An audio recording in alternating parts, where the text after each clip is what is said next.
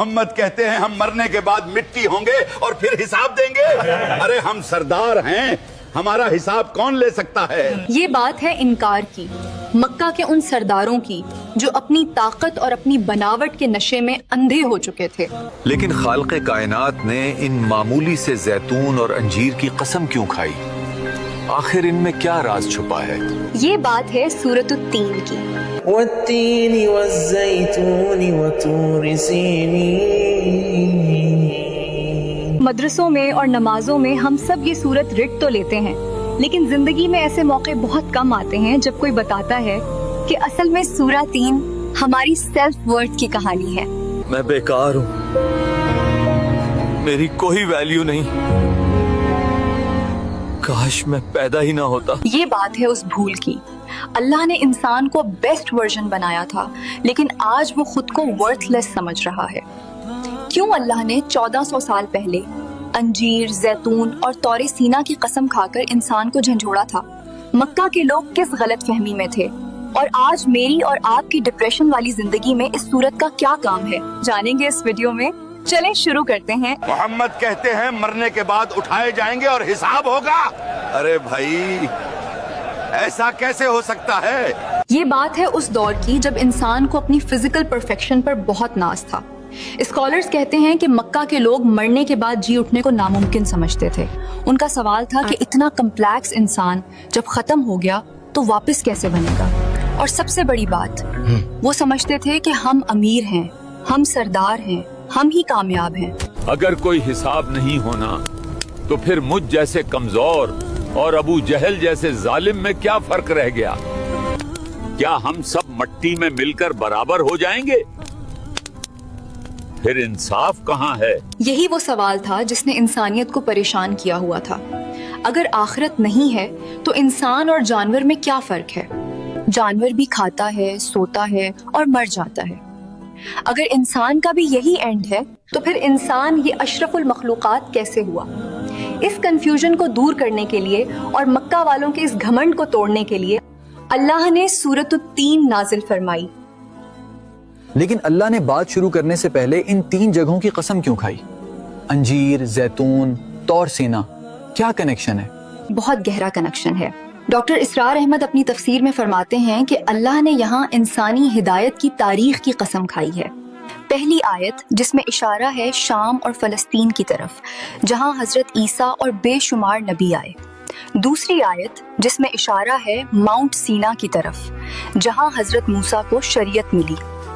तीसरी आयत जिसमें इशारा है मक्का की तरफ, जहाँ हमारे नबी पर दीन मुकम्मल हुआ। अल्लाह ये कह रहे हैं, गवाह रहना, मैंने इंसान को ऐसे ही नहीं छोड़ दिया, मैंने हमेशा हिदायत भेजी है। वाकई मैं इस कायनात का मरकज हूँ, मेरे पास दिमाग है, सोच है, फीलिंग्स हैं, मैं स्पेशल। सब बैकग्राउंड के बाद अल्लाह ने अपना फैसला सुनाया। चौथी आयत में फरमाया, मक्का वालों, तुम समझते थे तुम मिट्टी हो? नहीं। डॉक्टर फरहत समझाती हैं कि एहसन तकवीम का मतलब है कि अल्लाह ने इंसान को जिस्मानी और रूहानी दोनों तौर पर परफेक्ट बनाया।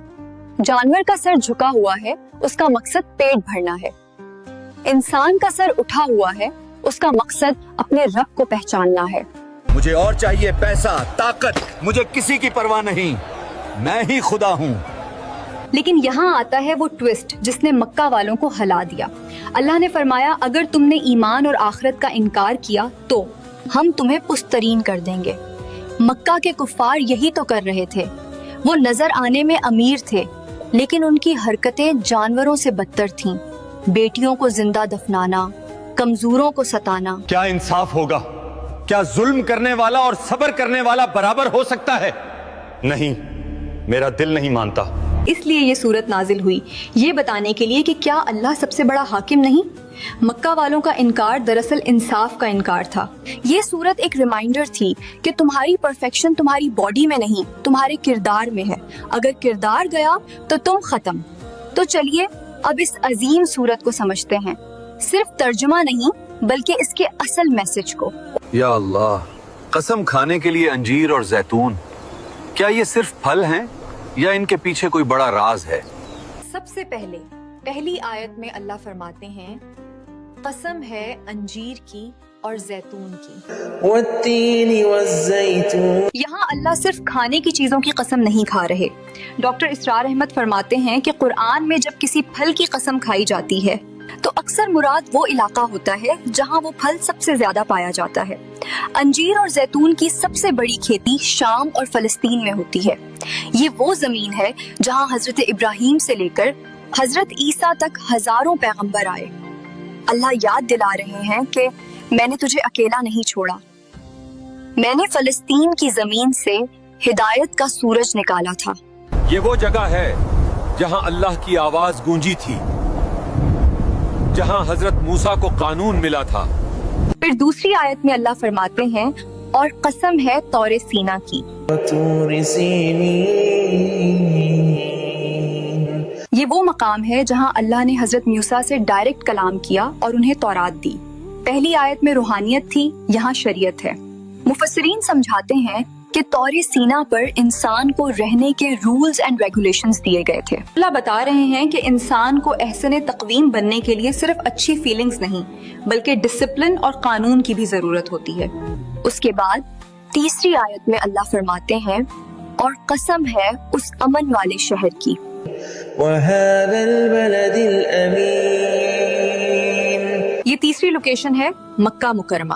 یہاں لفظ آمین بہت امپورٹنٹ ہے۔ اس شہر میں خون بہانا یہاں تک کہ درخت کاٹنا بھی حرام ہے۔ اب چوتھی آیت میں اللہ وہ بات کہتے ہیں جس کے لیے قسمیں کھائی گئیں، ہم نے انسان کو بہترین سانچے میں پیدا کیا۔ لقد خلقنا الإنسان في أحسن تقويم شیر طاقتور ہے، چیتا تیز ہے، مگر میں سوچ سکتا ہوں، میں انتخاب کر سکتا ہوں۔ مجھے اللہ نے کچھ الگ بنایا ہے۔ اللہ نے جانور کو انسٹنکٹ دیا بھوک لگی تو کھانا ہے، لیکن انسان کو ول پاور اور مورل سینس دی۔ ہم سیدھے کھڑے ہوتے ہیں، ہمارا دماغ یونیورس کو سمجھ سکتا ہے۔ ہم روبوٹ نہیں ہیں، ہم ماسٹر پیس ہیں۔ پھر 5ویں آیت میں کہانی میں ایک ٹویسٹ آتا ہے، پھر ہم نے اسے پست سے بھی پستر کر دیا۔ ثم رددناه أسفل سافلين ہٹو یہاں سے، یہ پیسہ میرا ہے، مجھے کسی قیامت کا ڈر نہیں، میں اپنی مرضی کروں گا۔ جب انسان ایمان اور عقل کو چھوڑ کر صرف اپنے نفس کا غلام بن جاتا ہے تو وہ جانور سے بھی بدتر ہو جاتا ہے۔ شیر بھوک مٹانے کے لیے مارتا ہے، لیکن انسان مزے اور طاقت کے لیے مارتا ہے۔ یہ ہے لوئسٹ آف دا لو۔ لیکن 6ٹھی آیت میں اللہ نے بچنے کا راستہ بتایا، سوائے ان لوگوں کے جو ایمان لائے اور جنہوں نے نیک عمل کیے۔ إلا الذين آمنوا وعملوا الصالحات فلهم أجر غير ممنون دنیا کہتی ہے میں پہلے، لیکن میرا رب کہتا ہے خدمت کرو۔ مجھے جانور نہیں بننا، مجھے انسان رہنا ہے۔ اللہ نے فرمایا کہ سب پست سے بھی پستر میں گریں گے سوائے ان کے جن کے پاس 2 چیزیں ہیں، پہلی ایمان، دوسری نیک عمل۔ یہ صرف نماز روزہ نہیں ہے بلکہ ہر وہ کام جو انسانیت کی فلاح کے لیے ہو۔ اب 7ویں آیت میں اللہ انسان کی عقل سے سوال کرتے ہیں، تو اس کے بعد کون سی چیز تجھے جزا و سزا کے دن کو جھٹلانے پر مجبور کرتی ہے؟ فما يكذبك بعد بالدين تم کہتے ہو حساب نہیں ہوگا، ذرا سوچو، اگر تم نے پوری زندگی ظلم کیا اور میں نے پوری زندگی صبر کیا اور آخر میں ہم دونوں مٹی بن گئے تو پھر انصاف کہاں گیا؟ یہاں اللہ انسان کے ضمیر سے سوال کر رہے ہیں، جب اللہ نے تمہیں اتنا پرفیکٹ بنایا، تمہیں عقل دی، تو کیا وہ خود انصاف نہیں کرے گا؟ اگر آخرت نہیں ہے تو یہ دنیا ایک مذاق بن جاتی ہے جہاں ظالم جیت گیا اور مظلوم ہار گیا۔ اور 8ویں اور آخری آیت میں اللہ اپنا فیصلہ سناتے ہیں، کیا اللہ سب حاکموں سے بڑا حاکم نہیں ہے؟ أليس الله بأحكم الحاكمين